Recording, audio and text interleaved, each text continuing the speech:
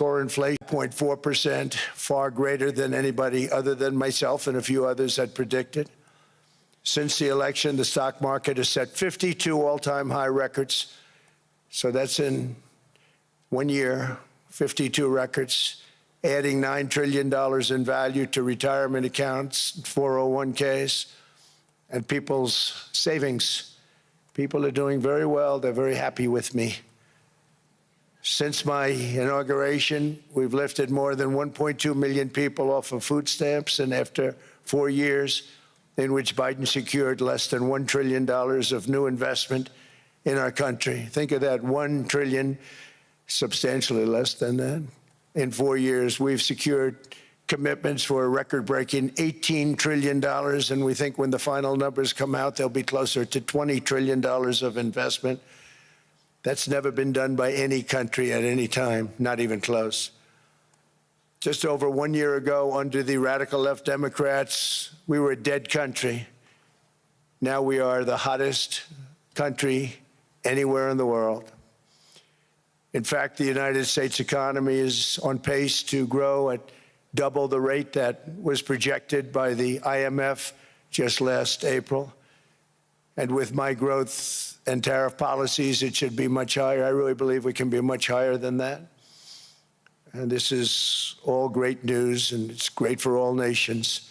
The USA is the economic engine on the planet, and when America booms, the entire world booms. It's been the history. When it goes bad, it goes bad. You all follow us down, and you follow us up, and we're at a point that I don't believe we've ever been. I never thought we could do it this quickly. My biggest surprise is I thought it would take more than a year, maybe like a year and 1 month.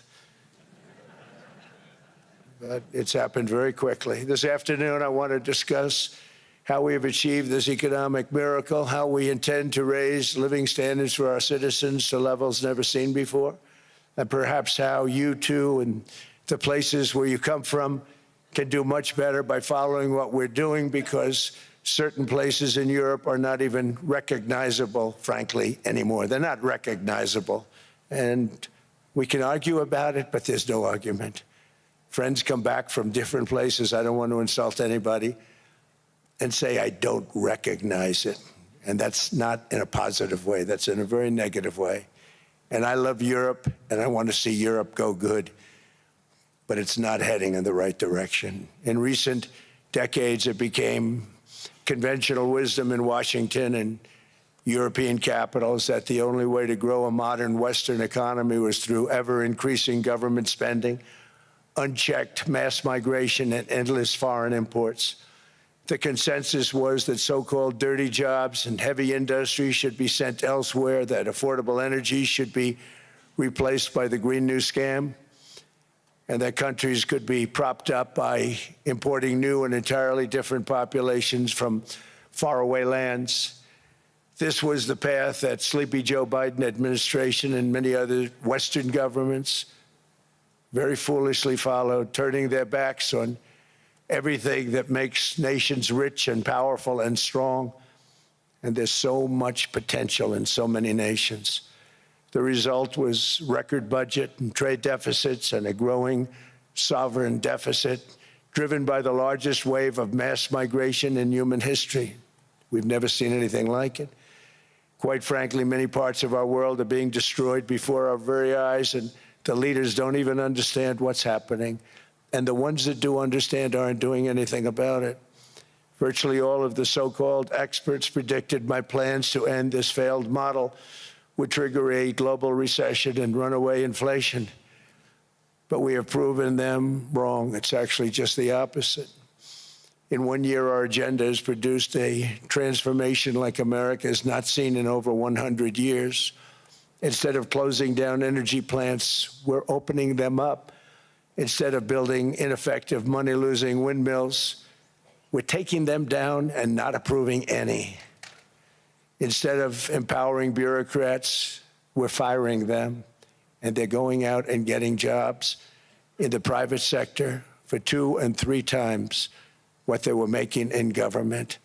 So they started off hating me when we fired them, and now they love me. Instead of raising taxes on domestic producers, we're lowering them and raising tariffs on foreign nations to pay for the damage that they've caused. In 12 months, we have removed over 270,000 bureaucrats from the federal payrolls, the largest single-year reduction in government employment since the end of World War II. Nobody thought that was coming, but we had no choice. To make a country great, you can't have all federal jobs.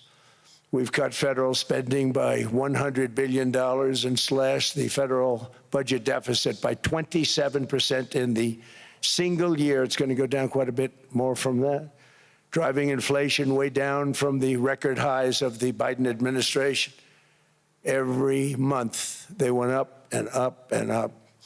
I promised to cut 10 old regulations for every single new regulation, but instead I've cut, actually, till this point, 129 regulations for every one new regulation approved. So every time they come in with a new regulation, we do at least 10, but so far it's averaging out to 129, if you can believe it. In July, we passed the largest tax cuts in American history, including no tax on tips, no tax on overtime, no tax on Social Security for our great seniors. We also provided 100% expensing, that's the one they like, and bonus depreciation for all new equipment and capital investments to help companies expand and shift production to America. They are so in love with that. They build a plant, they're able to deduct it immediately, the whole thing, rather than waiting 38 to 41 years in the old days. This is a miracle taking place. Nobody thought it would ever be done by any country, but it's done by us.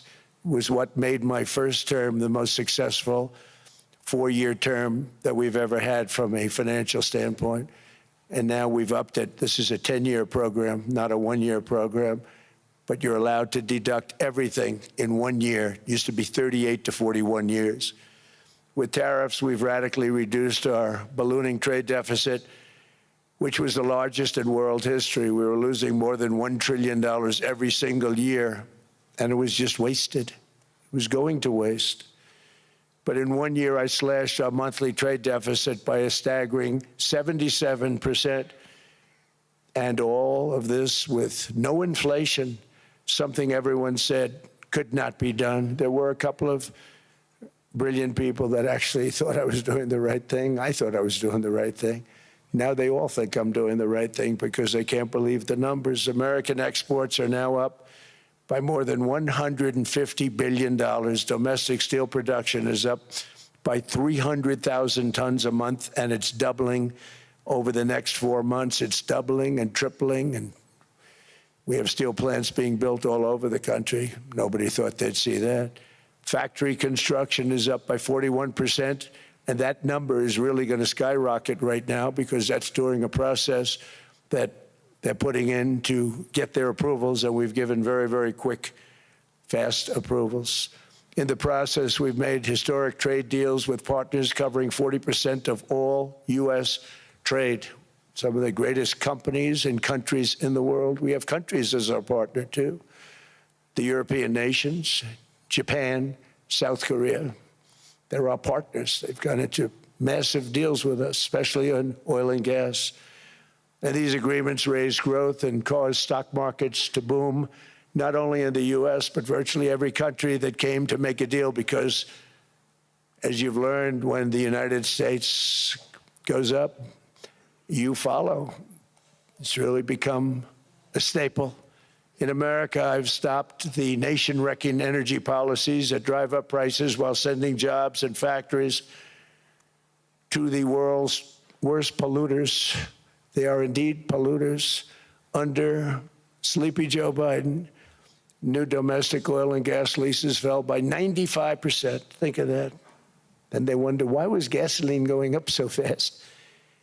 The gasoline actually topped $5 a gallon, and some places $7 a gallon, and more than 100 major power plants were violently shut down by incompetent people that had no idea what the hell they were doing.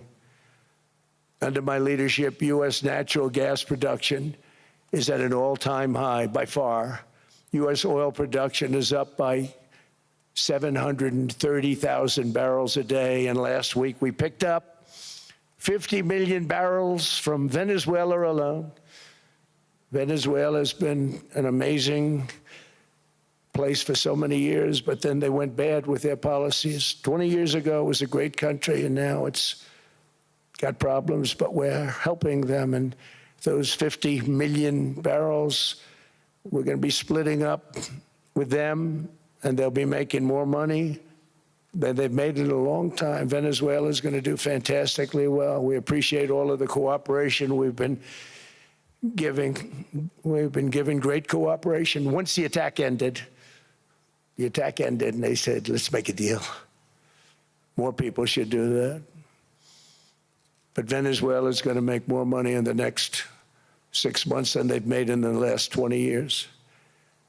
Every major oil company is coming in with us. It's amazing. It's a beautiful thing to see. The leadership of the country has been very good. They've been very, very smart. The price of gasoline is now below $2.50 a gallon in many states, $2.30 a gallon in most states. And we'll soon be averaging less than $2 a gallon. In many places, it's already down even lower, $1.95 a gallon.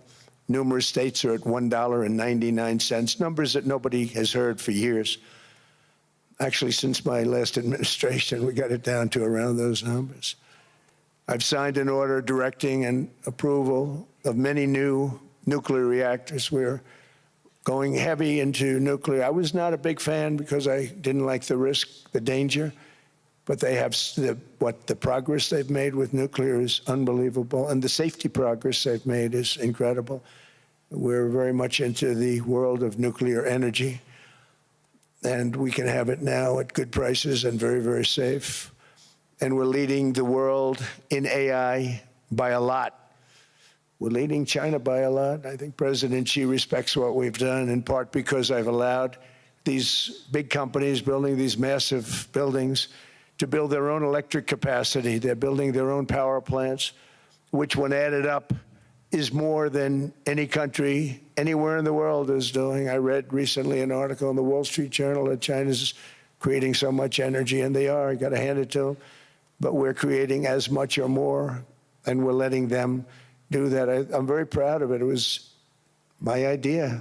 I said, you can't create this much energy. We needed more than double the energy currently in the country just to take care of the AI plants. And I said, we can't do that. We have an old grid system. And I came up with the idea, you know, you people are brilliant. You have a lot of money. Let's see what you can do. You can build your own electric generating plants. And they looked at me. They didn't believe me. All of the names that are, I think, in the room right now, if you want to know the truth, they didn't believe it. And I said, no, you can't. They came back 2 weeks, and they didn't have the plant. They said, we thought you were kidding. I said, no, not only am I not kidding, you're going to have your approvals within 2 weeks. I always say nuclear will take 3 weeks. But most aren't going that. They're going oil and gas. They're even going coal in some cases. Because of my landslide election victory, the United States avoided the catastrophic energy collapse which befell every European nation that pursued the Green New Scam, perhaps the greatest hoax in history. The Green New Scam, windmills all over the place, destroy your land, destroy your land. Every time that goes around, you lose $1,000. You're supposed to make money with energy, not lose money. Here in Europe, we've seen the fate that the radical left tried to impose on America. They tried very hard. Germany now generates 22% less electricity than it did in 2017.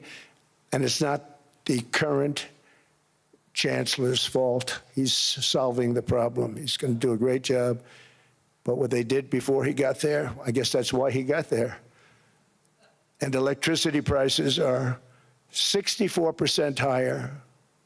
The United Kingdom produces just 1/3 of the total energy from all sources that it did in 1999. Think of that, 1/3. And they're sitting on top of the North Sea, one of the greatest reserves anywhere in the world. but they don't use it. And that's one reason why their energy has reached catastrophically low levels with equally high prices. High prices, very low levels. Think of that, 1/3. And you're sitting on top of the North Sea, and they like to say, well, you know, that's depleted. It's not depleted. It's got 500 years. They haven't even found the oil. The North Sea is incredible. They don't let anybody drill. Environmentally, they don't let them drill. They make it impossible for the oil companies to go. They take 92% of the revenues. So the oil companies say, we can't do it. They came to see me. Is there anything you can do? I want Europe to do great. I want UK to do great. They're sitting on one of the greatest energy sources in the world, and they don't use it. In fact, their electricity prices have soared 139%. There are windmills all over Europe. There are windmills all over the place, and they are losers. One thing I've noticed is that the more windmills a country has, the more money that country loses and the worse that country is doing. China makes almost all of the windmills, and yet I haven't been able to find any wind farms in China. Did you ever think of that? It's a good way of looking at it. They're smart. China's very smart. They make them, they sell them for a fortune. They sell them to the stupid people that buy them, but they don't use them themselves. They put up a couple of big wind farms, but they don't use them. They just put them up to show people what they could look like. They don't spin. They don't do anything. They use a thing called coal, mostly. But China goes with the coal. They go with oil and gas. They're starting to look at nuclear a little bit, and they're doing just fine. They make a fortune selling the windmills, though, and I think really that's one that they wouldn't be surprised if it stopped. They are shocked that it continues to go. They're very friendly with me. They're shocked that people continue to buy those damn things. They killed the birds. They ruin your landscapes. Other than that, I think they're fabulous, by the way. Stupid people buy them. The consequences of such destructive policies have been stark, including lower economic growth, lower standards of living, lower birth rates, more socially disruptive migration, more vulnerability to hostile foreign adversaries, and much, much smaller militaries. The United States cares greatly about the people of Europe. We really do. I mean, look, I am derived from Europe. Scotland and Germany, 100% Scotland, my mother, 100% German, my father. And we believe deeply in the bonds we share with Europe as a civilization. I want to see it do great. That's why issues like energy, trade, immigration, and economic growth must be central concerns to anyone who wants to see a strong and united West, because Europe and those countries have to do their thing. They have to get out of the culture that they've created over the last 10 years. It's horrible what they're doing to themselves. They're destroying themselves. These beautiful, beautiful places. We want strong allies, not seriously weakened ones. We want Europe to be strong. Ultimately, these are matters of national security, and perhaps no current issue makes the situation more clear than what's currently going on with Greenland. Would you like me to say a few words of Greenland? I was going to leave it out of the speech, but I think I would have been reviewed very negatively. I have tremendous respect for both the people of Greenland and the people of Denmark, tremendous respect. But every NATO ally has an obligation to be able to defend their own territory. And the fact is, no nation or group of nations is in any position to be able to secure Greenland other than the United States. We're a great power, much greater than people even understand. I think they found that out 2 weeks ago in Venezuela. We saw this in World War II, when Denmark fell to Germany after just 6 hours of fighting and was totally unable to defend either itself or Greenland. So the United States was then compelled, we did it, we felt an obligation to do it, to send our own forces to hold the Greenland territory And hold it we did, at great cost and expense. They didn't have a chance of getting on it, and they tried. Denmark knows that. We literally set up bases on Greenland for Denmark. We fought for Denmark. We weren't fighting for anyone else. We were fighting to save it for Denmark. Big, beautiful piece of ice. It's hard to call it land. It's a big piece of ice. But we saved Greenland and successfully prevented our enemies from gaining a foothold in our hemisphere. So we did it for ourselves also. And then after the war, which we won it big. Without us, right now you'd all be speaking German and a little Japanese, perhaps. After the war, we gave Greenland back to Denmark. How stupid were we to do that? But we did it. But we gave it back. But how ungrateful are they now? So now our country and the world face much greater risks than it did ever before because of missiles, because of nuclear, because of weapons of warfare that I can't even talk about. 2 weeks ago, they saw weapons that nobody ever heard of. They weren't able to fire one shot at us. They said, what happened? Everything was discombobulated. They said, we've got them in our sights. Press the trigger, and nothing happened. No anti-aircraft missiles went up. There was one that went up about 30 feet and crashed down right next to the people that sent it. They said, what the hell is going on? Those defensive systems were made by Russia and by China. So they're going to go back to the drawing boards, I guess. Greenland is a vast, almost entirely uninhabited and undeveloped territory. It's sitting undefended in a key strategic location between the United States, Russia, and China. That's exactly where it is, right smack in the middle. Wasn't important nearly when we gave it back. You know, when we gave it back, it wasn't the same as it is now. It's not important for any other reason, you know, everyone talks about the minerals. There's so many places. There's no rare earth, no such thing as rare earth. There's rare processing, but there's so much rare earth. And to get to this rare earth, you got to go through hundreds of feet of ice. That's not the reason we need it. We need it for strategic national security and international security. This enormous unsecured island is actually part of North America, on the northern frontier of the Western Hemisphere. That's our territory. It is therefore a core national security interest of the United States of America. And in fact, it's been our policy for hundreds of years to prevent outside threats from entering our hemisphere, and we've done it very successfully. We've never been stronger than we are now.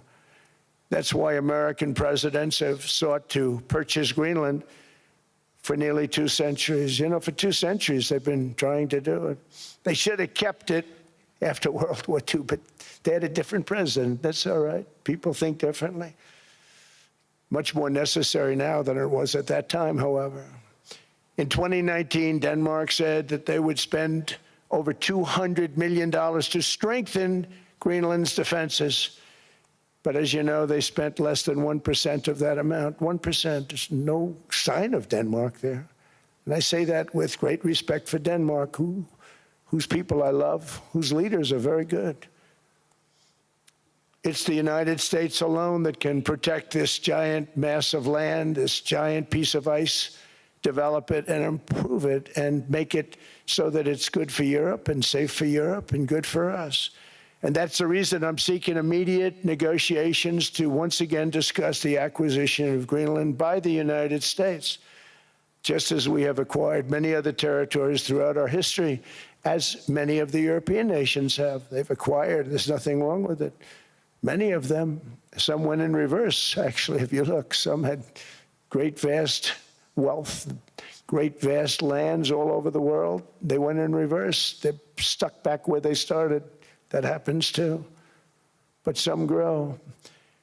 But this would not be a threat to NATO. This would greatly enhance the security of the entire alliance, the NATO alliance. The United States has treated very unfairly by NATO. I want to tell you that. And when you think about it, nobody can dispute it. We give so much and we get so little in return.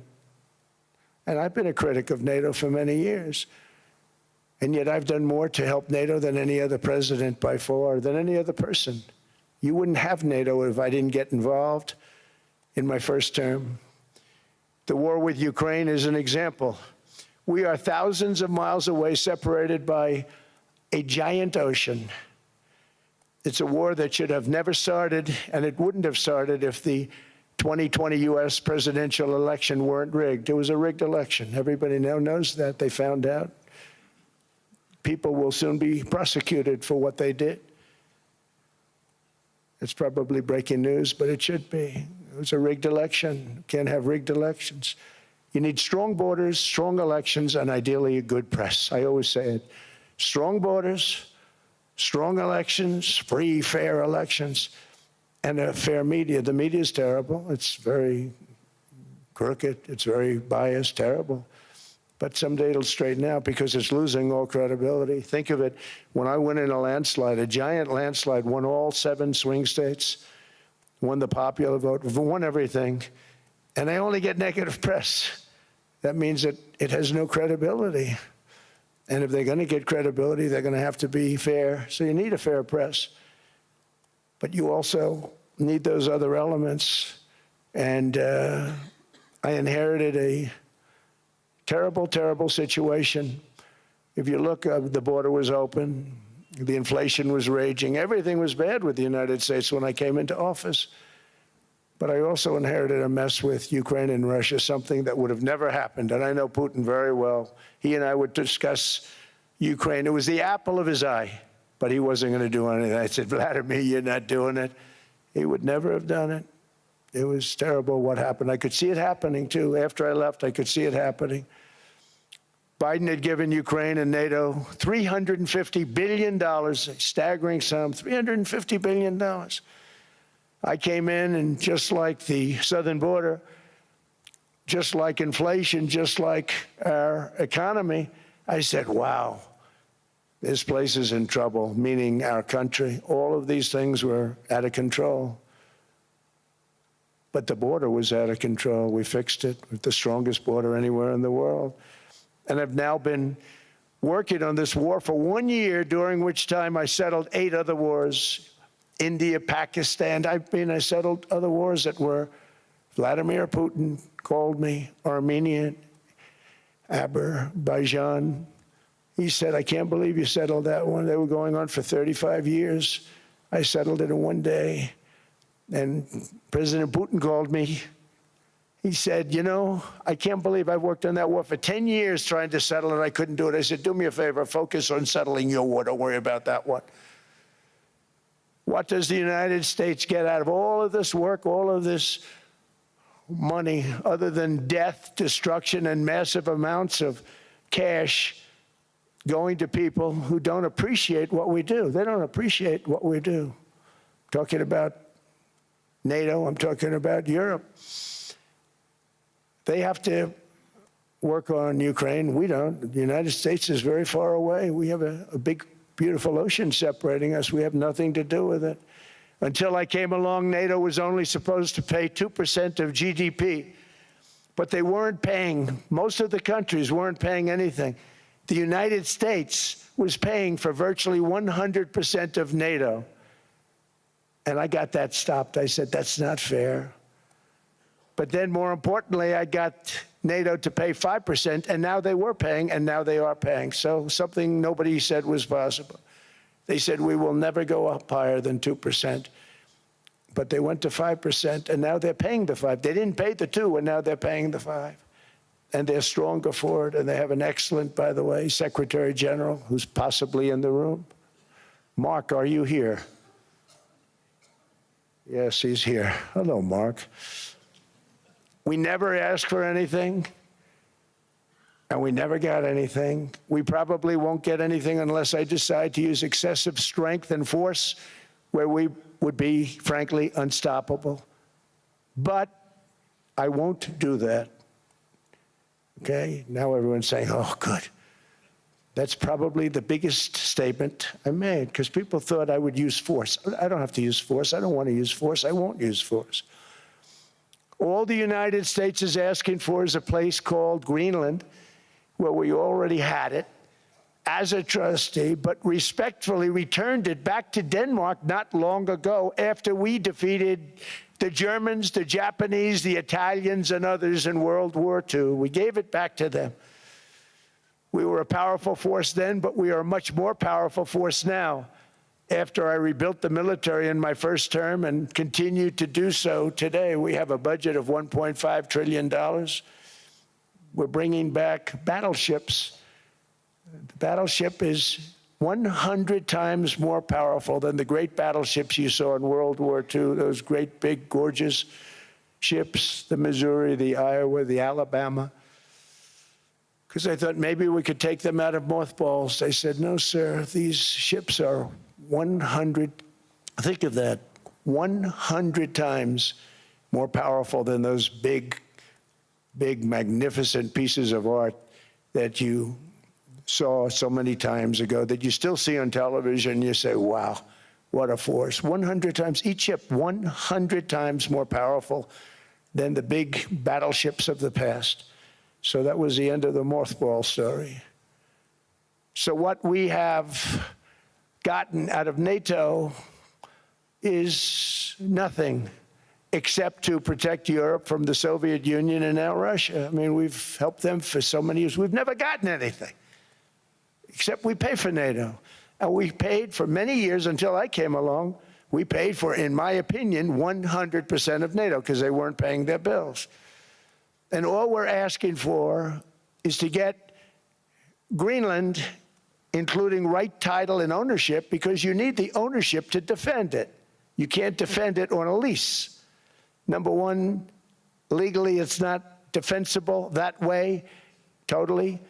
And number two, psychologically, who the hell wants to defend a license agreement or a lease, which is a large piece of ice in the middle of the ocean where, if there is a war, much of the action will take place on that piece of ice. Think of it. Those missiles would be flying right over the center of that piece of ice. All we want from Denmark for national and international security and to keep our very energetic and dangerous potential enemies at bay is this land on which we're going to build the greatest golden dome ever built. We're building a golden dome that's going to, just by its very nature, going to be defending Canada. Canada gets a lot of freebies from us, by the way. They should be grateful also, but they're not. I watched your prime minister yesterday. He wasn't so grateful. But they should be grateful to us. Canada lives because of the United States. Remember that, Mark, the next time you make your statements. What we did for Israel was amazing, but that's nothing compared to what we have planned for the United States, Canada, and the rest of the world. We are going to build a dome like no other. We did it for Israel. And by the way, I told Bibi, stop taking credit for the dome. That's our technology. That's our stuff. But they had a lot of courage, and they were good fighters, and they did a good job, and we wiped out the Iran nuclear threat like nobody can believe. Nobody's ever seen anything like it. That, Venezuela, taking down Soleimani, wiping out al-Baghdadi when he tried to reinstitute ISIS. We did a lot. I did a lot of big things, all perfectly executed. Everyone was perfectly executed. Somebody told me that, a military expert told me, sir, everything you've done has been perfectly executed. I said, I know. So other presidents have spent, whether foolishly or not, trillions and trillions of dollars on NATO and gotten absolutely nothing in return. We've never asked for anything. It's always a one-way street. Now they want us to help them with Ukraine. And we say, we're going to. I'm really helping, not even them. I want to see, last week, if you saw, it was 10,000 soldiers, but last month it was 31,000 soldiers died. 31,000. That's this room times, the number of people in this room times 30. Think of it. 30,000 soldiers died in 1 month. The month before it was 27,000. The month before that it was 28,000. The month before that it was 25,000. It's a bloodbath over there. And that's what I want to stop. It doesn't help the United States, but these are souls. These are young people. Look like you, look like some of you right in the front row. They go to war. Their parents are so proud. Oh, there he goes, comes back. 2 weeks later, they get a call, your son's head's been blown off. I want to stop it. It's a horrible war. It's the worst since World War II. They keep going, they'll exceed World War II. The numbers are staggering, how many people they've lost. They don't want to talk about it. Ukraine and Russia lost just tremendous amounts. And I'm dealing with President Putin, and he wants to make a deal, I believe. I'm dealing with President Zelensky, and I think he wants to make a deal. I'm meeting him today. He might be in the audience right now. But they got to get that war stopped because too many people are dying, needlessly dying. Too many souls are being lost. It's the only reason I'm interested in doing it. But in doing it, I'm helping Europe, I'm helping NATO, and I've until the last few days when I told them about Iceland, they loved me. They called me daddy, right, last time. A very smart man said, he's our daddy. He's running it. I was like running it. I went from running it to being a terrible human being. But now what I'm asking for is a piece of ice, cold and poorly located, that can play a vital role in world peace and world protection. It's a very small ask compared to what we have given them for many, many decades. But the problem with NATO is that we'll be there for them 100%. But I'm not sure that they'd be there for us. If we gave them the call, gentlemen, we are being attacked. We're under attack by such and such a nation. I know them all very well. I'm not sure that they'd be there. I know we'd be there for them. I don't know that they'd be there for us. So with all of the money we expend, with all of the blood, sweat, and tears, I don't know that they'd be there for us. They're not there for us on Iceland, that I can tell you. I mean, our stock market took the first dip yesterday because of Iceland. So Iceland's already cost us a lot of money. But that dip is peanuts compared to what it's gone up. And we have an unbelievable future in that stock. That stock market is going to be doubled. We're going to hit 50,000, and that stock market's going to double in a relatively short period of time because of everything that's happening. But this is a good example. After giving NATO and European nations trillions and trillions of dollars in defense, they buy our weapons. We make the greatest weapons in the world, but now we're going to make them faster, much faster. You saw that. I put a cap on the salaries, and I put no buybacks, no stock buybacks, no various other things that they were doing. I mean, they were making $50 million, but it would take them 3 years to give you a Patriot missile. I said, that's not good. My chauffeur can do a better job than that, and he makes slightly less than 50. They make big salaries. If they're going to make those big salaries, they're going to have to produce a lot faster. The good news is we have the greatest equipment in the world. Now we're going to start making it a lot faster. They're going to build additional plants. And all of the money that goes into stock buybacks is going to go into building plants. We're not allowing stock buybacks by defense companies any longer. They're going to build new plants to make Tomahawks, Patriots. We have the best equipment, F-35s. F-47, the new one just coming out. They say it's the most devastating plane, fighter jet ever. Who knows? They called it 47. If I don't like it, I'm going to take the 47 off it. I wonder why they called it 47. We'll have to think about that. But if I don't like it, I'm going to take that 47 off. But it's supposed to be the Stage 6. It's supposed to be the first Stage 6 plane, undetectable, like our B-2 bombers were undetectable. They flew right over Iran. They were undetectable. And they did their job, and they got the hell out of there. So we want a piece of ice for world protection, and they won't give it. We've never asked for anything else, and we could have kept that piece of land, and we didn't. So they have a choice. You can say yes, and we will be very appreciative, or you can say no, and we will remember. A strong and secure America means a strong NATO, and that's one reason why I'm working every day to ensure our military is very powerful, our borders are very strong, and above all, our economy is strong, because national security requires economic security and economic prosperity, and we have the greatest that we've ever had.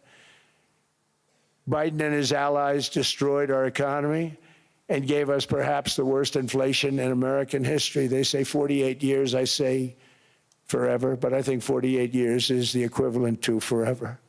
Whether it's 48 years or ever, it's terrible, costing the typical family $33,000. What they did to this country should never, ever be forgotten. It's early, but he has to be rated as the worst president we've ever had by far. The auto pen did much of the damage. The auto pen, he was the auto pen president, because I don't believe a sane president would have ever signed the kind of things that he signed. But now grocery prices, energy prices, airfares, mortgage rates, rent, and car payments are all coming down, and they're coming down fast. We inherited a mess, but we've done a hell of a job in 12 months. Under my most favored nation policy for drug prices, the cost of prescription drugs is coming down by up to 90%, depending on the way you calculate. You could also say 5, 6, 7, 800%. There are two ways of figuring that. But we have a favored nations policy that every president wanted, no president was able to get. I got it, and other nations approved it. And I had to use tariffs in order to get it, because they said, no way. In other words, a pill that costs 10% in London costs $130. Think it costs $10 in London, costs $130 in New York or in Los Angeles. And I'd say, boy, that's bad. Friends of mine would say, you know, we go to London, you can buy the stuff for nothing. We go all over the world, we can buy it for nothing. Because basically America was subsidizing every nation in the world, because presidents allowed them to get away with it. It became very tough. So when I called up Emmanuel Macron, I watched him yesterday with those beautiful sunglasses. What the hell happened? But I watched him sort of be tough. But he was at $10 for a pill. And I said, Emmanuel, and I have all the big pharmaceutical companies are in total agreement. It wasn't easy, by the way. They're tough, smart. They've been getting away with this scam for a long time. But they gave it up. But they said, you'll never get the countries to approve it. I said, why is that? Because they won't. They always said, we're not paying any more. Get the rest for the United States. So over the years, they stayed the same. We just went up, up, up. And I mean, we would pay 13, 14, 15 times more than certain countries would. So I said, no, they'll approve it 100%. Sir, you'll never get them to approve it. I said, I guarantee you. But I actually started with Emmanuel, who probably is in the room too. And I like him. I actually like him. Hard to believe, isn't it? And I said, Emmanuel, you're going to have to lift the price of that pill to $20, maybe $30. Think of that. That means it's a doubling of prescription drugs. Might be a tripling, might be a quadrupling. It's not easy. No, no, no, Donald, I will not do that. I said, yes, you will, 100%. He said, no, no, no. You're asking me to double. I said, Emmanuel, you've been taking advantage of the United States for 30 years with prescription drugs. You really should do it, and you will do it. I have no doubt. In fact, I am 100% sure you're going to. No, no, no, I will not do it. Because yes, in all fairness to him, he has to double or triple. Because the world being a bigger place than the United States, it's not that you meet in the middle. You just have to go up some, and we come down a lot. They go up a little, we come down a lot. So we're at $130, they're at 10. So they may have to go to 20 or 30. No more than that. I said, Emmanuel, you're going to be doubling or tripling? No, no, no. I said, here's the story, Emmanuel. The answer is you're going to do it fast. And if you don't, I'm putting a 25% tariff on everything that you sell into the United States, and a 100% tariff on your wines and champagnes. And that's about 10 times more than what I'm requesting. And you're going to do it. I don't want to go public with it, but you may make me do that. No, no, Donald, I will do it. I will do it. It took me, on average, 3 minutes a country, saying the same thing. You will do it. They all said, no, no, no, I will not do it. You're asking me to double the cost of prescription. I said, that's right, because you've been screwing us for 30 years. And they said, we will not do it. I said, that's all right. On Monday morning, we're putting a 25, 30, 50, I gave different numbers for different countries. This is also national security we're talking about. Not fair. We're not going to subsidize the whole world. And every one of those countries have agreed to do it. So one of the biggest things that I've done is the fact that we have now most favored nation. We will pay whatever the lowest price is in the entire world. So our drug prices are going to be coming down by staggering 90%. Again, you could say 1,000%, 2,000%. Depends on the way you want to figure it, but we'll go with the way the fake news likes it better, because it sounds, can you imagine a 90% reduction? Sounds much worse. But drug prices are going to be coming down tremendously in all the nations, and I appreciate them doing it, but they did it. In all fairness, without tariffs, I wouldn't have been able to get it done. After declining $3,000 under Biden, real incomes are up in the United States by $2,000, $3,000, and even $5,000 and more. Home ownership has always been a symbol of health and vigor of American society, but that goal fell out of reach for millions and millions of people in the Biden era because interest rates went up so high. Today, I'm taking action to bring back this bedrock of the American dream.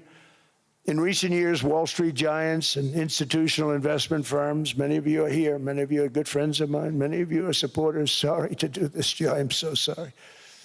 But you've driven up housing prices by purchasing hundreds of thousands of single-family homes, and it's been a great investment for them.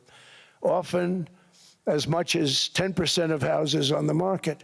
You know, the crazy thing is a person can't get depreciation on a house, but when a corporation buys it, they get depreciation. Okay, that's something we're going to have to think about, too. I don't know if too many people think about that. You buy a corporation, they buy 500 houses. They buy hundreds of thousands. They buy 500 houses. They can take depreciation. A person sweats and works and buys one house, they can't. But homes are built for people, not for corporations, and America will not become a nation of renters. We're not going to do that. That's why I have signed an executive order banning large institutional investors from buying single-family homes. It's just not fair to the public. They're not able to buy a house. And I'm calling on Congress to pass that ban into permanent law, and I think they will. One of the biggest barriers to saving for a down payment has been surging credit card debt. The profit margin for credit card companies now exceeds 50%, one of the biggest. And they charge Americans interest rates of 28%, 30%, 31%, 32%. Whatever happened to usury?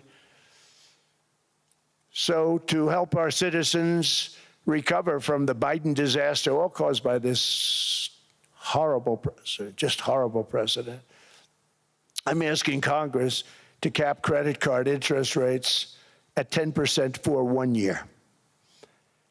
And this will help millions of Americans save for a home. They have no idea they're paying 28%.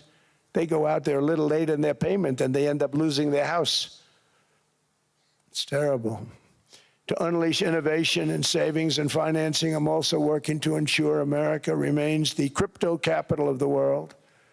And to that end, last year, I signed the landmark Genius Act into law. Now Congress is working very hard on crypto market structure legislation, Bitcoin, all of them, which I hope to sign very soon, unlocking new pathways for Americans to reach financial freedom. And I did it for two reasons. Number one, I thought it was politically good, and it was. I got tremendous political support. But more importantly, China wanted that market too. It's just like they want the AI. And we've got that market, I think, pretty well locked up. If I didn't do it, Biden was totally against it until before the election when they realized that, there were millions of people voting against him over crypto. And all of a sudden, they loved it very much, but it was too late. They blew it. But it is politically popular, but it's much more importantly, we have to make it so that China doesn't get the hold of it. And once they have that hold, we're not going to be able to get it back. So I'm honored to have done it. Finally, I've instructed government-backed institutions to purchase up to $200 billion in mortgage bonds to bring down interest rates. And I'll be announcing a new Fed chairman in the not-too-distant future. I think he'll do a very good job. See, I gave away some of it. He did give that away. So we have something, got something, but somebody that's very respected. They're all respected. They're all great. Everyone that I interviewed is great. Everyone could do, I think, a fantastic job. Problem is they change once they get the job. They do. They're saying everything I want to hear, and then they get the job. They're locked in for 6 years. They get the job, and all of a sudden, let's raise rates a little bit. I call them, sir, we'd rather not talk about this. It's amazing how people change once they have the job, but it's too bad. Sort of disloyalty, but they got to do what they think is right. We have a terrible chairman right now. Jerome, too late Powell. He's always too late. And he's very late with interest rates, except before the election. He was just fine for the other side. So we're going to have somebody that's great, and we hope he does the right job. Last week, the average 30-year mortgage rate dropped below 6% for the first time in many years. Another major factor in driving up housing costs was the mass invasion of our borders. And I have to say one thing about housing, because nobody ever says this. I am very protective of people that already own a house, of which we have millions and millions and millions. And because we have had such a good run, the house values have gone up tremendously. And these people have become wealthy. They weren't wealthy. They become wealthy because of their house. And every time you make it more and more and more affordable for somebody to buy a house cheaply, you're actually hurting the value of those houses, obviously, because the one thing works in tandem with the other. And I don't want to do anything that's going to hurt the value of people that own a house who, for the first time in their lives, are walking around the streets of whatever city they're in, very proud that their house is worth $500,000, $600,000, $700,000. Now, if I want to really crush the housing market, I could do that so fast that people could buy houses, but you would destroy a lot of people that already have houses. In some cases, they've mortgaged their house, and the mortgage would be very low, and all of a sudden, the mortgage without any changes becomes very high, and they end up losing the house. I'm not going to hurt, and I speak with Scott, who's doing a fantastic job, and Howard, who's doing a fantastic job, and all of my people. And I always say, look, I can crush the hell out of the market. We can drop interest rates to a level, and that's one thing we do want to do. That's natural. That's good for everybody. The dropping of the interest rates, we should be paying a much lower interest rate than we are. We should be paying the lowest interest rate of any country in the world, because without the United States, you don't have a country. I mean, I had a case with Switzerland. We happened to be in Switzerland. Maybe I'll give you a quick story. But they were paying nothing. They make beautiful watches, great watches, Rolex, all of them. They were paying nothing to the United States when they sent their product in. And we had a $41 billion deficit. $41 billion with this beautiful place. Flew over it, isn't it nice? So I said, let's put a 30% tariff on them so that we get back some of it, not all of it at all. We'd still have a deficit, big deficit. We had 41 million. That's a big deficit. And I said, let's put a tariff on. Different tariffs, different places. You're all party to them. In some cases, victims to them. But in the end, it's a fair thing. And most of you realize that. But we put a 30% tariff on Switzerland, and all hell broke loose. They were calling, like you wouldn't believe. And I know so many people from Switzerland, incredible place, incredible, brilliant place. But I didn't realize that they're only good because of us. And there's so many other examples. I mean, us, probably other places, but a majority of the money they make is because of us, because we never charged them anything. So they come in, they sell their watches, no tariffs, no nothing. They walk away, they make $41 billion on just us. So I said, no, we can't do that. So I'm going to bring it up. I still would have a deficit pretty substantial, but I brought it up to 30%. And I guess Prime Minister, I don't think President, I think Prime Minister called a woman, and she was very repetitive. She said, no, no, no, you cannot do that, 30%. You cannot do that. We are a small, small country. I said, yeah, but you have a big, big deficit. You may be small, but you have a bigger deficit than big countries. He said, no, no, no, please, you cannot do it. Kept saying the same thing over and over. We are a small country.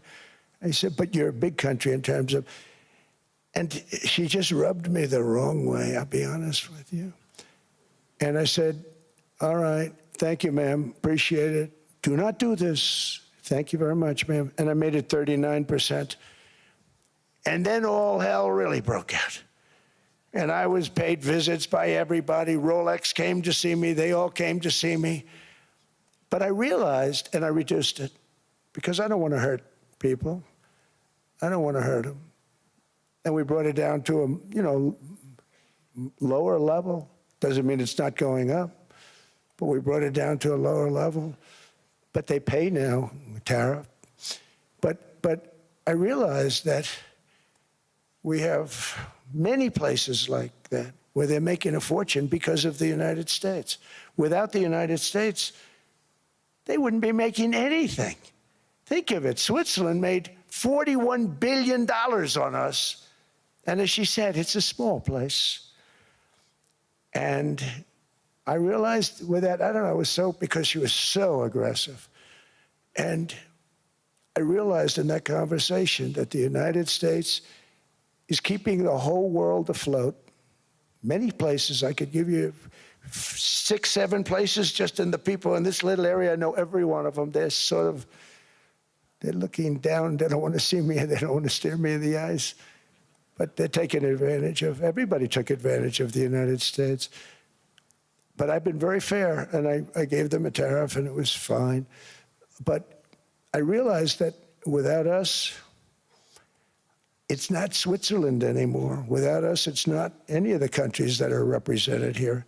And we want to work with the countries. We want to work with them. We're not looking to destroy them. I could have said 39, 40%. I could have said I want a 70% tariff, then we make money with Switzerland. But Switzerland would have been probably destroyed, financially destroyed. I don't want to do that.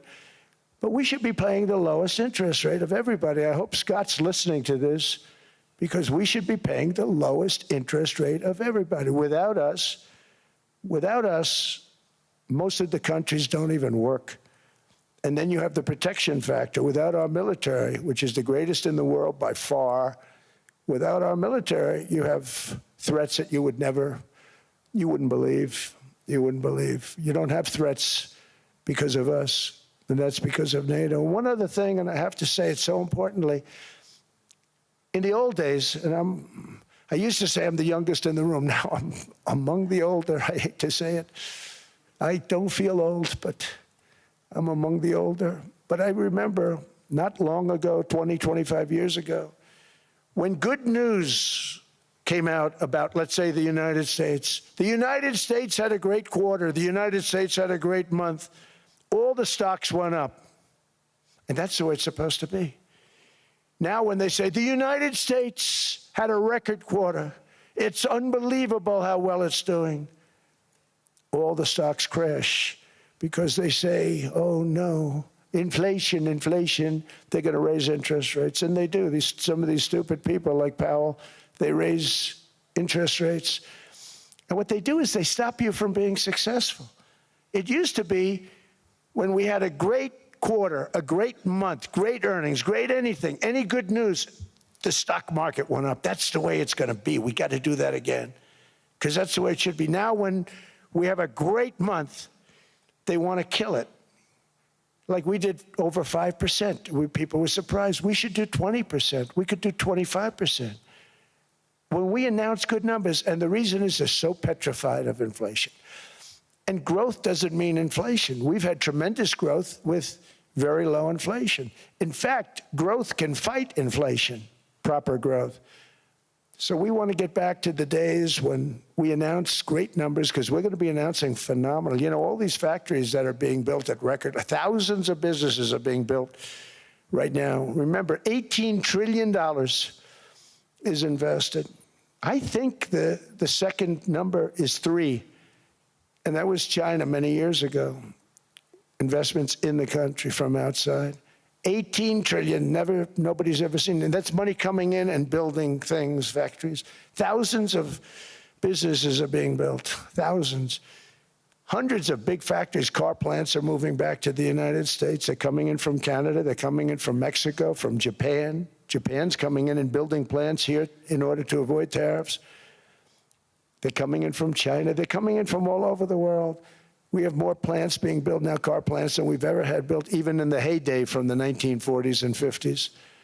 And they're bigger. They don't use renovations anymore where they take an old plant, they rip it down, they build a brand new plant, super modern plant. But it's happening at levels that nobody's ever seen. In 2024, the U.S. built less than 2 million new homes, but Biden admitted more than 8 million new migrants. And those days are over. In 2025, for the first time in 50 years, the United States had reverse migration. Boy, that was nice. And these were criminals that were being taken out of our country because they allowed people to come into our country from jails, from gangs, drug dealers, murderers. 11,888 murderers. We've gotten most of them out. And then ICE gets beat up by stupid people from leadership in Minnesota. We actually are helping Minnesota so much, but they don't appreciate it. Most places do. You know, Washington, D.C. is the safest place now in the United States. It was a very dangerous place to walk, and now you can walk with your wife, your kids, right through the middle of the city. Right now, Washington, D.C. is as safe as it gets. It was one of the most unsafe, I had to admit. We sent in the military, the National Guard. Within 2 months, it was great. Within 3 months, it's like a really great place and a safe place and a beautiful place. It's even been cleaned up. The graffiti's gone. The fences are gone. We don't have to worry about fences anymore. All of the places, the grasses are cut and replaced with new grass in many cases. It's all going to happen in the spring. But Washington and D.C. is beautiful again, and it's safe. New restaurants are opening up. They were all closing. Now you can't get into a restaurant. Restaurants in Washington, D.C. are all opening. Memphis also, Memphis, Tennessee, New Orleans, Louisiana. We're there for 3 weeks. We've cut the crime down by 64%. Within another month, we'll have virtually no crime there. We can do that all over. We're going to help the people in California. We want to have no crime. I know Gavin was here. I used to get along so great with Gavin when I was president. Gavin's a good guy. And we're going to, if he needed it, I would do it in a heartbeat. I'd love to see. We did help them a lot in Los Angeles, a lot with the early in my term when they had some problems.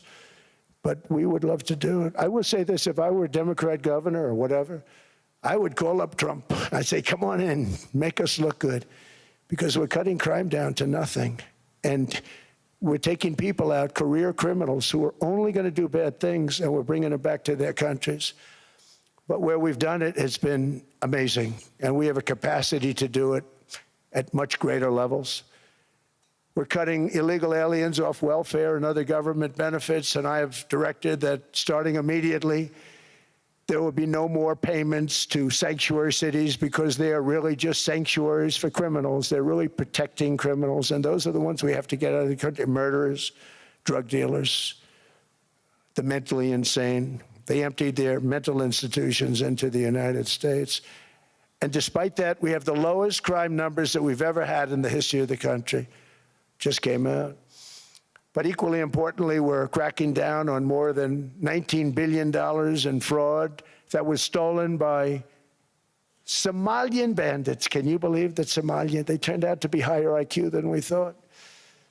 I always say these are low IQ people. How did they go into Minnesota and steal all that money? And we have, you know, they're pirates, they're good pirates, right? But we shoot them out of the water just like we shoot the drug boats out. They're not pirating too many boats lately, do you notice? When they go out into those boats, they want to take over a $1.5 billion tanker loaded up with oil, and they say, we're going to blow up your boat. They have powerful weapons. You hit the side of the boat, you blow the whole thing up.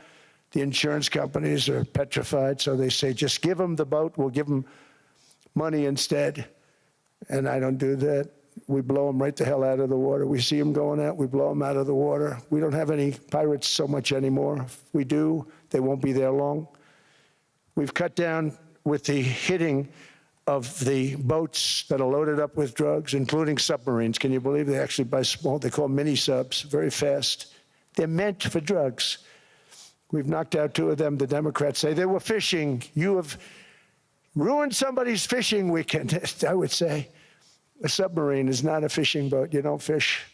But we've knocked down drugs by water, the oceans, the sea, by 97.2%. Think of that. And I actually say, who the hell are the 3%? Because I would not want to be piloting one of those boats. We knocked them down, and now we're going to start on land. We're going to knock it all out.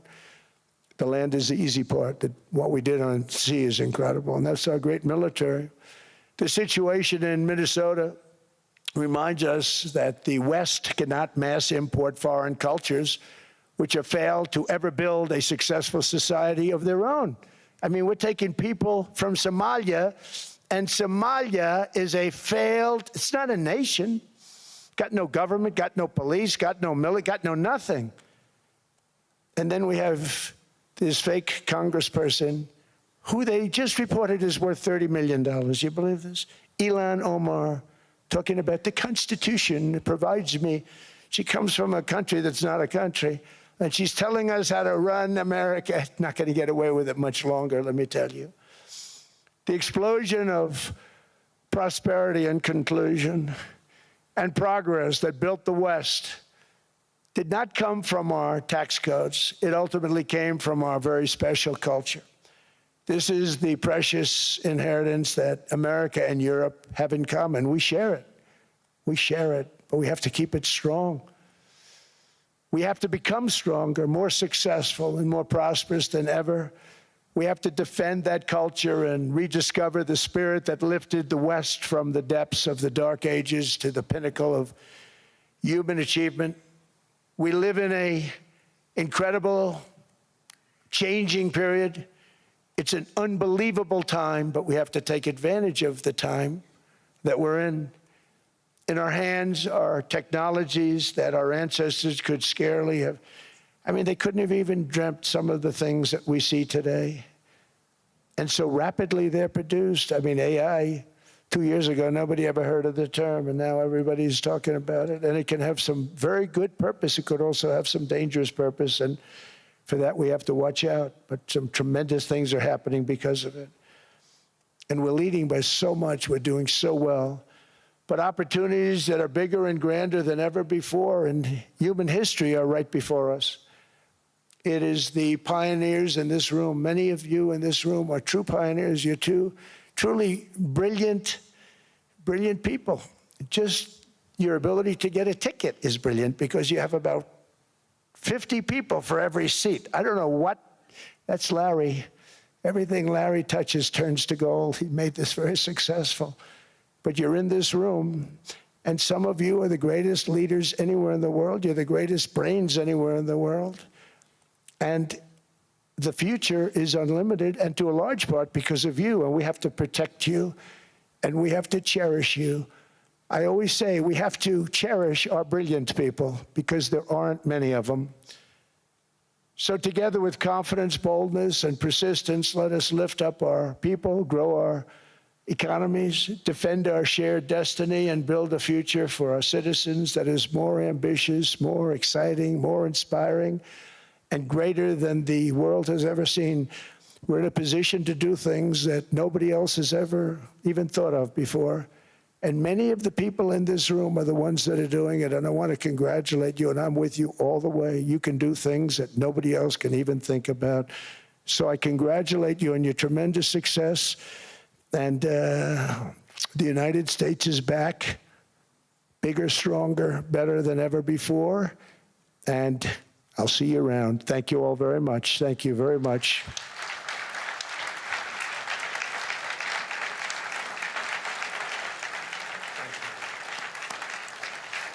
Thank you.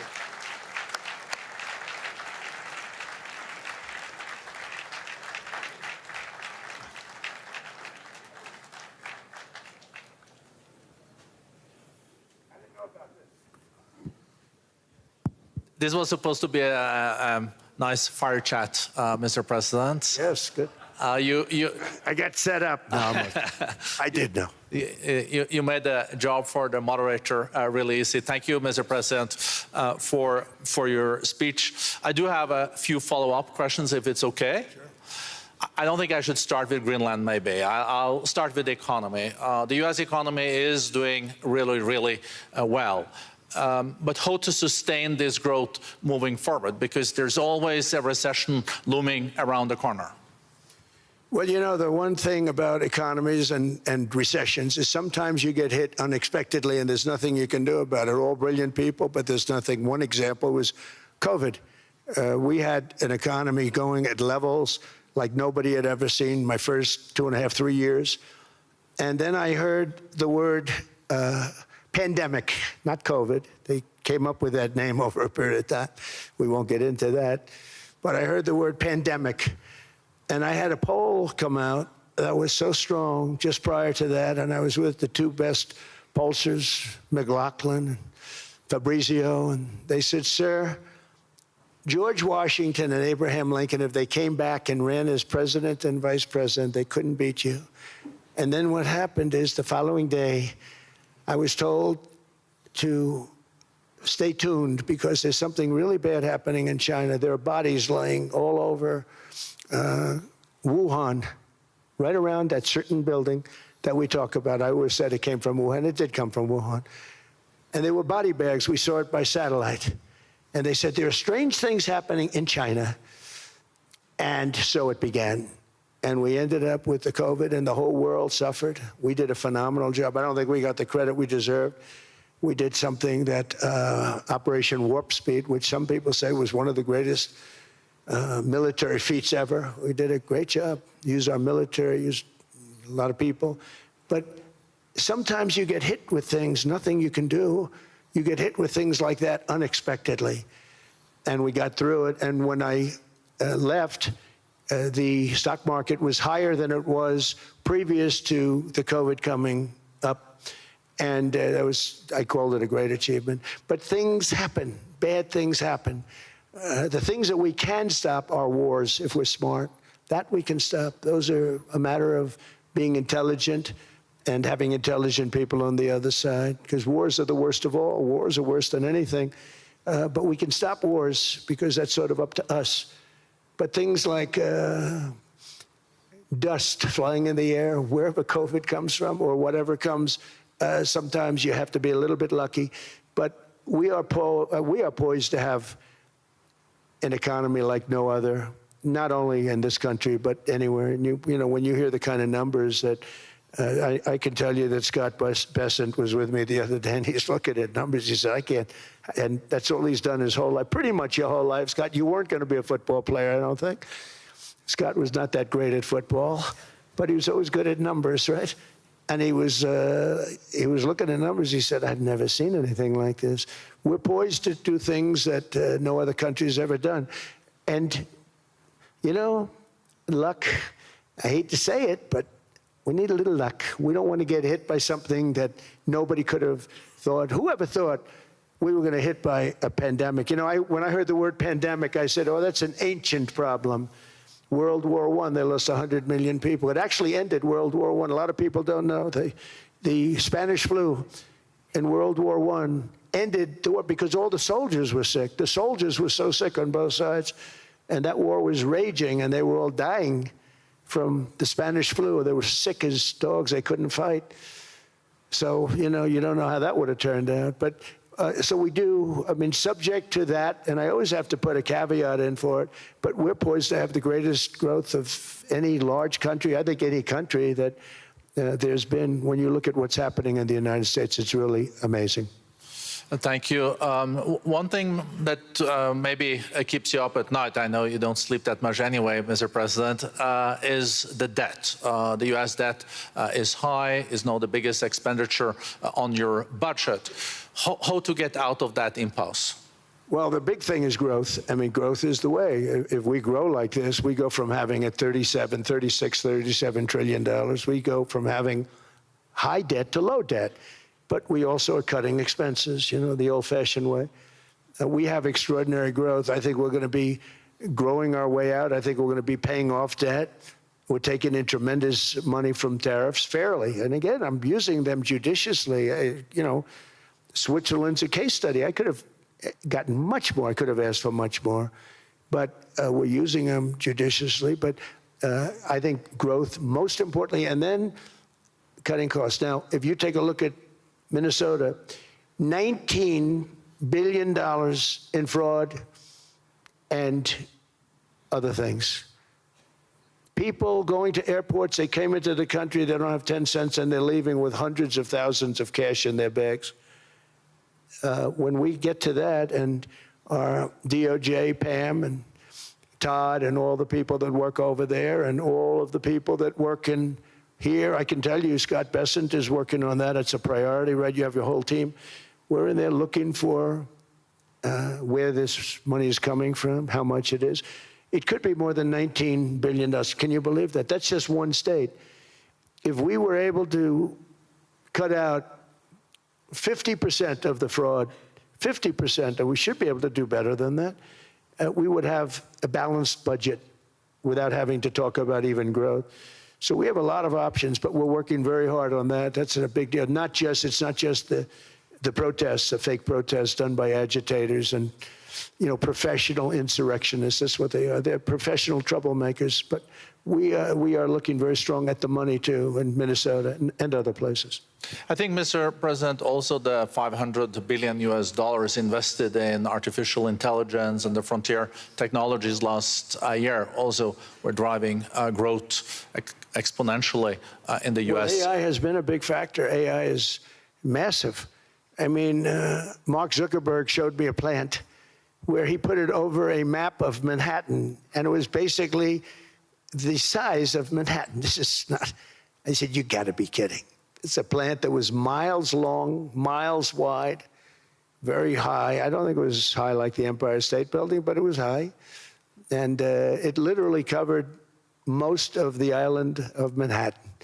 That's called a big plant. And, you know, when I heard they're going to spend $50 billion building it, I said, what, you know, if you spend $50 million, you can build a nice little shopping center. If you spend $500 million, you can build a good shopping center. But how do you spend $50 billion? When I looked at this thing, I said, you think you'll be able to do it for that? It's amazing when, you know, some of the plants that I see, and I see them all, and again, so big as we're letting them build their own electric generation.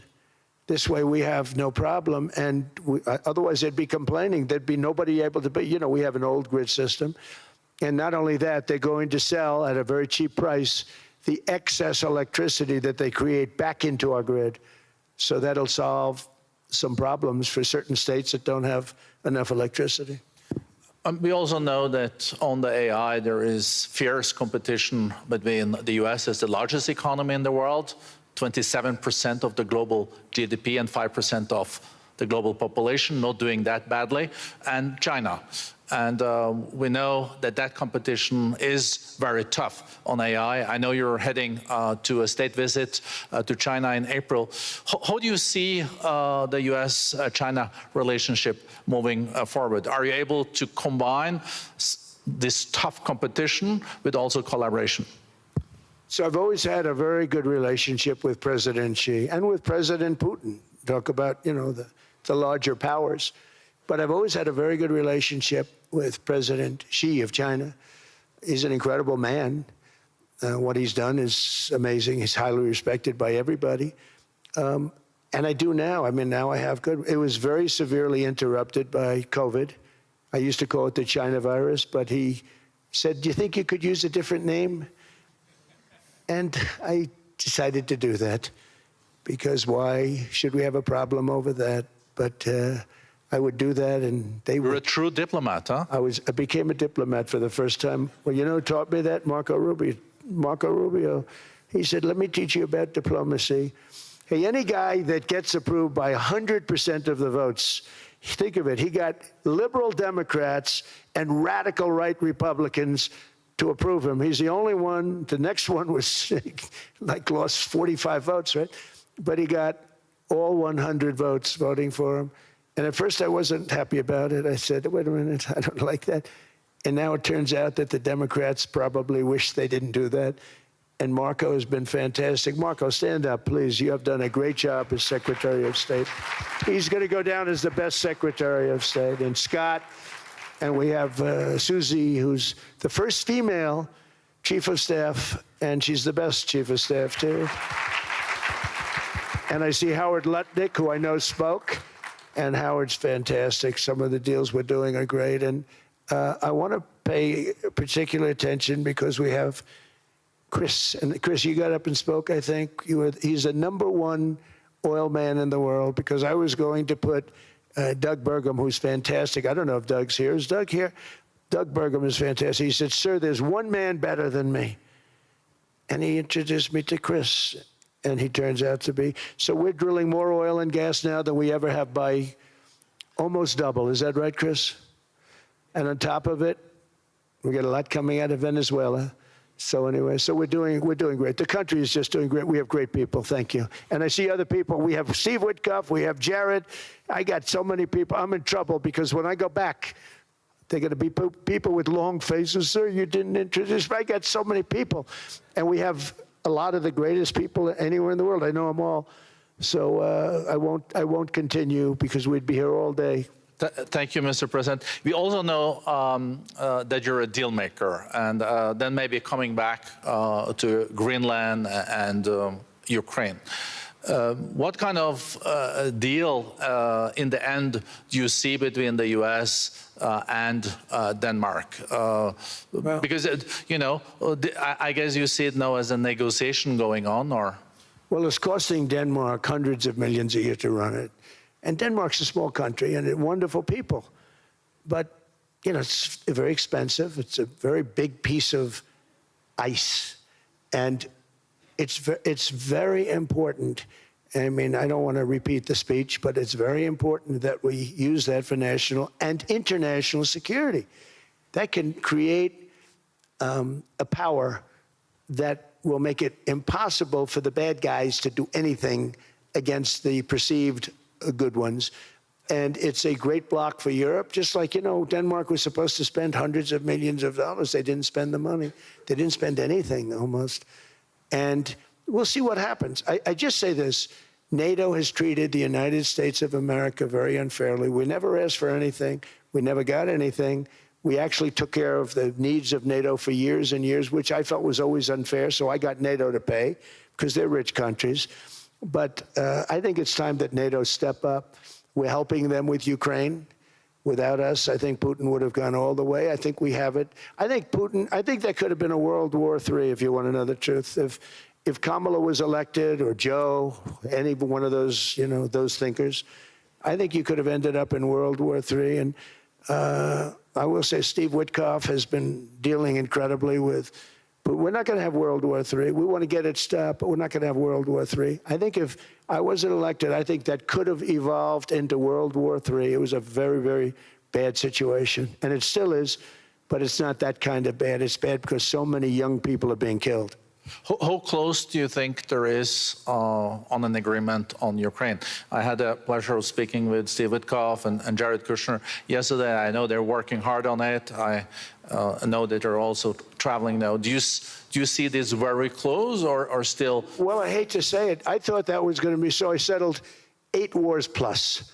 And I thought that was going to be one of my easier ones. Not the easiest. Some I settled in a matter of hours, because I'm good at that stuff. You know, The United Nations should be doing this. I shouldn't be doing it, but it doesn't matter. It's got to get done, saving a lot of lives. We're saving millions of lives. With Ukraine, Russia, there's tremendous hatred between President Zelensky and President Putin. That's not good. That's not good for settlements. We know from dealing. There's abnormal hatred. With that being said, I think Russia wants to make a deal. I think Ukraine wants to make a deal. And we're going to try getting a deal done. We're getting, I think, Steve, I think I can say that we're reasonably close. But what happens is oftentimes we'll have a deal with Russia. Russia's set, and President Zelensky will not do it. You saw that when he was in the Oval Office. I was not happy. And then we'll have President Zelensky wants to make a deal, and Putin doesn't want to make the deal. It's a very difficult balance, and it's big time, and it is, you know, to use a word, it's a bloodbath. It's horrible what's happening. It's a drone war. The drones are killing, you know, thousands of people a week, thousands. We have to get it stopped. So I believe they're at a point now, I'm going to meet with President Zelensky later today. I believe they're at a point now where they can come together and get a deal done. And if they don't, they're stupid. That goes for both of them. And I know they're not stupid.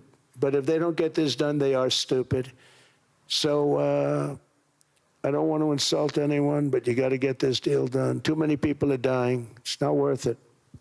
President Sisi is sitting on the first row here. He spoke earlier today and also complimented you on the Gaza deal. I think there will be a signing tomorrow. Of course, there are different views on this, but how important do you think this signing is on the Board of Peace? And do you think this is going to sustain? Do you think we now will see Gaza reconstructed and the billions of US dollars invested? I do. I mean, I think we have peace in the Middle East. There are some little situations like Hamas, and Hamas has agreed to give up their weapons. Now, you know, they were born with a weapon in their hand, so it's not easy to do. When they were born with a rifle in their hand. It's not an easy thing for them, but that's what they agreed to. They've got to do it. And we're going to know, Jared, over the next 2 or 3 days, certainly over the next 3 weeks, whether or not they're going to do it. If they don't do it, they'll be blown away very quickly. They'll be blown away. You know, we have 59 countries that are part of that whole peace deal. And some of those countries aren't even they're near the Middle East, but they're not in the Middle East traditionally. And they want to come in and take out Hamas. They want to come in. They want to do whatever they can. There's a problem with Hezbollah in Lebanon, and we'll see what happens there, but that's a problem. But there are these little flames, but there's peace in the Middle East. Now, had we not gone in and knocked out with those big, beautiful, we just ordered 25 brand new ones, the latest and the greatest, the B-2 bomber. Think of them, they went in there at 2 o'clock in the morning with no moon, no light, no nothing, and every single one of those massive bombs hit its target, 100,000-pound bombs hit its target, every one of them. And then on top of it, from a submarine 300 miles away, we hit the sites with Tomahawks, which is an unbelievable weapon. So, you know, we did our job. If we didn't do that, you would have never had peace in the Middle East. And the countries like Saudi Arabia, UAE, and Qatar could never have, and others could never have signed anything because you would have had this dark cloud, and the dark cloud was Iran with nuclear. Iran would, if we didn't take them out, they would have had a nuclear weapon within 2 months. They were very close to having the nuclear weapon, and we hit them hard. And it was a total obliteration. If they may try again, but they're going to have to try from a different area because that area was obliterated. Incredible thing we did.